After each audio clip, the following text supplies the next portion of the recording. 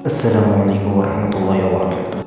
استاد کلاس میں داخل ہوتے ہی بلیک بورڈ پر ایک لمبی لکیر کھینچ دی اور کہا، تم میں سے کون اس لکیر کو ہاتھ لگائے بغیر اسے چھوٹا کر دے گا؟ ساری کلاس خاموش ہو گئی کیونکہ استاد نے ناممکن بات کہہ دی تھی۔ سب نے کہا ناممکن ہے، لکیر کو چھوٹا کرنے کے لیے مٹانا پڑے گا، جو ہاتھ لگائے ممکن نہیں ہو سکتا۔ استاد صاحب نے گہری نظروں سے طلبہ کی طرف دیکھا اور کچھ کہے بغیر بلیک بورڈ پر اس لکیر کے نیچے ایک لمبی لکیر کھینچ دی، جس کے بعد سب نے دیکھ لیا کہ اب پہلی والی لکیر چھوٹی نظر آ رہی ہے۔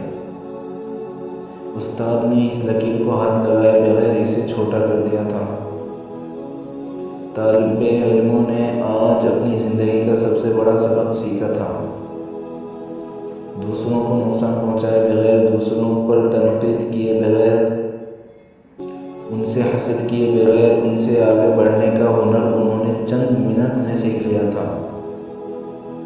اپنے آپ کو اخلاق میں، کردار میں اور عمل سے دوسرے سے آگے بڑھا لو، تم خود بخود دوسروں سے بڑے نظر آنے لگ جاؤ گے۔ غصے کی حالت میں ایک شخص غصے کا بہت تیز تھا۔ ایک عالم نے مشورہ دیا، جب غصہ آئے تو جنگل جا کر درخت میں کیل ٹھوکنا۔ اس نے ایسا ہی کیا، آخر ایک دن اس کا غصہ ختم ہو گیا۔ اس نے عالم کو بتایا، عالم نے کہا، اب اس درخت سے یہ کیلیں نکال لو۔ آدمی نے کیلیں نکال لی لیکن درخت میں سوراخ ہو گئے۔